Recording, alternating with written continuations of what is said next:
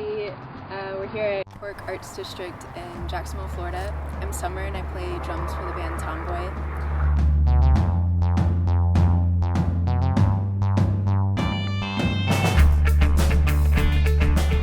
And I'm going to have my bandmates introduce themselves with their name, their PGP, and their favorite vegetable. My name's Alex. My PGPs are she, her, and I like a good Brussels sprout. That's a good answer. My name's Paige. My PGPs are she and her, and I like broccoli. That's a good one. How did we meet, and were there any first impressions? I met you at my house when I lived in the Riverside area, and you came to be the drummer of Rice. And then we were in a band together for many years, and we've been friends ever since. And I met Alex in your house when I was like 16, and I didn't even know you, but I thought you were really cool because you were like looping guitar and playing drums at the same time. And I was like 16, and I like had never been in a band. That's so creepy. No, Like because you were like 21. 19. I don't know. It was wasn't that 21. big of an age difference. Either way, I hung out with a lot of older kids. I was a little ruffian. But anyways, I was like, who is she? And here we are. Great friends with Baltimore. And this is Baltimore. You should explain. I don't know him personally. I met Summer when Summer walked up to me and was like, after a show, I was like, "Fruit machine." She just walked up to me and was like, "You should kick your drummer out, let me play drums in your band." And then just went like Ghost in the Night, didn't see her for like a year later, and then she was in a cool band with this one. And that was the boldest thing that I think you've ever done. I'm really proud of you for that moment. I am actually. too. I don't know who that person was. I've seen her a few times. How did Tomboi become Tomboi? That's such a loaded quest. How did we all come together to form Tomboi? Brunch. Yeah, it was formed It was a good because of brunch. brunch. Yeah. Uh-huh. A French fry brunch. Yeah, it involved a slight food fight, some heavy life realizations, a pancake or two, and then a short walk to your house. Mm-hmm. What decades or genres have influenced you in beat making and songwriting? All the good ones. That's a good answer.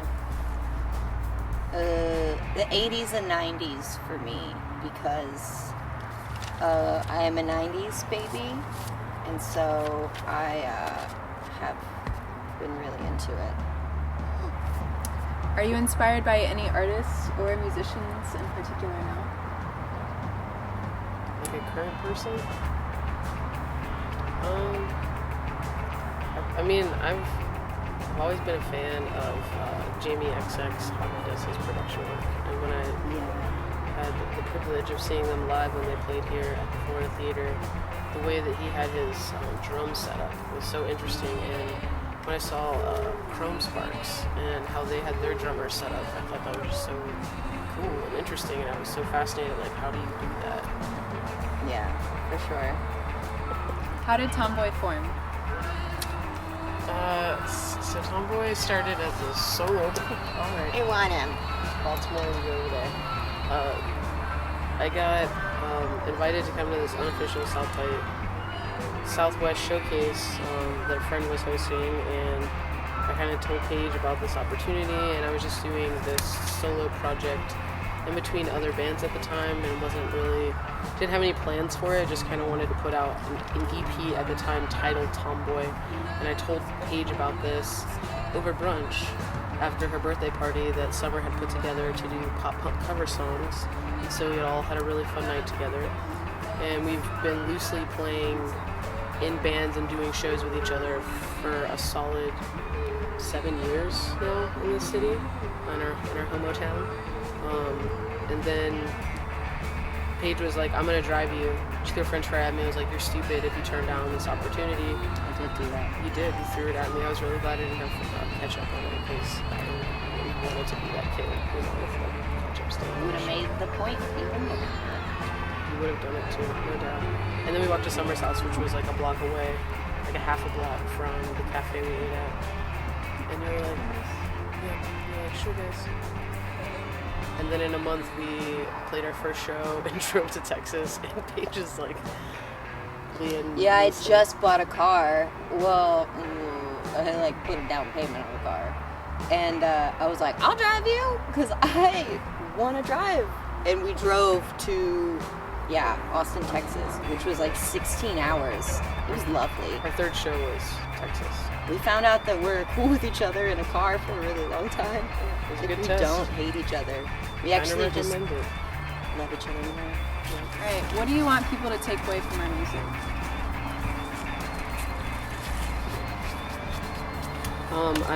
I want people to be able to take away from Tomboi, maybe, I guess it would depend for every person. No one's the same. Art's subjective, objective, whatever that argument is. And I think each person they're going to be affected by it differently. So I think for kids that are queer or identify somewhere on the spectrum, it could be maybe for the first time that they like hear a song or find a song, especially around here, that resonates with who they are personally, or come to a show that's about who they are and giving them a safe space. I don't know. What was the original question? What do you want people to take away from our music? Yeah, that's good. Because that's, growing up, like, all three of us identify as queer, you know, on the spectrum of being outside of, like, heteronormative behavior. And when you grow up like that, you know, with attractions to same-sex people, that perspective is not offered in mainstream media. Like it's becoming slowly more acceptable now, but back then, when we grew up and even recently, it wasn't out there. It was like, here's a song by a man who's singing about a woman who broke his heart. And she's like the victimizer in the situation. People broke his heart. Exactly. It's some like straight dude. There's just a lot of voices in art that just haven't really been heard, I think. And I think definitely the queer experience is one of them. And like wanting to be a part of creating content is important. Why is it important that we create gender-inclusive culture in music? Because there's a lack of it, number one. Number two, I personally am tired of hearing the straight male dynamic of music. I'm tired of seeing women being used as a token in male music to be like this sexualized front woman instead of a woman owning her power. And that is, I work in music venues, and I'm not saying that those females are not powerful and what they do is not like artistic and true to its core, but a lot of the times the males that are behind the rest of the project are kind of using her voice and using it in a way that is not respectful of her as a person, and that I disagree with. I think that creating gender-inclusive culture across the board is important because gender-inclusive culture is a new thing, and we're only really starting to use terms like inclusivity, intersectionality, gender identity, non-binary, because when I was a kid in high school, when I graduated, people were still described as a variety of offensive terms that I won't even really give them power in this conversation.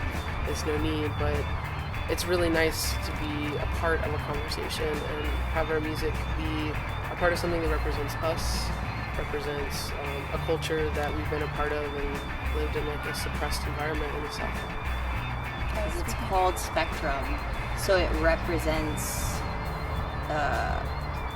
a large spectrum of experiences, spectrum of personalities, and a large part of it, naming it Spectrum, was inspired by like a certain event that we went to for Douglas Anderson, where they had a Spectrum showcase, and it was a lot of queer youth that were like really brave in their expression of not only like their power, but also their mental illness and everything about them that makes them powerful and vulnerable. And so I think that for me, like, I connected to that as well. And we are a band that is self-produced and self-published, and we're DIY to the core, but we wanted to give recording a shot and see where we could get the quality of the sounds that we've been working on, and like focusing in on now for like a year, and like finalize it and put it in a project that we're in control of, that we're not paying like some lump sum of money to go to someone's studio, probably work with like a male engineer, and have to kind of rush through getting everything laid out there and sound the way that you want, as opposed to the way that traditional engineers are taught to mix music. Yeah, alright, now it's your turn. Alright, what topics currently inspire you? I mean, for me, what's always inspired me, I guess with Tomboi, is it started that I wanted to have, I've always been in bands with straight guys, and I've always had to be sensitive to their identities, and a lot more than I was sensitive to my own, and I wanted to have a project that, I could sing about who I was and the experiences that I've had, and girls that broke my heart, and girls that never gave me the time of day, and sing it not like I'm singing from the perspective of a straight male, but from the perspective of a queer woman trying to wrangle in some love.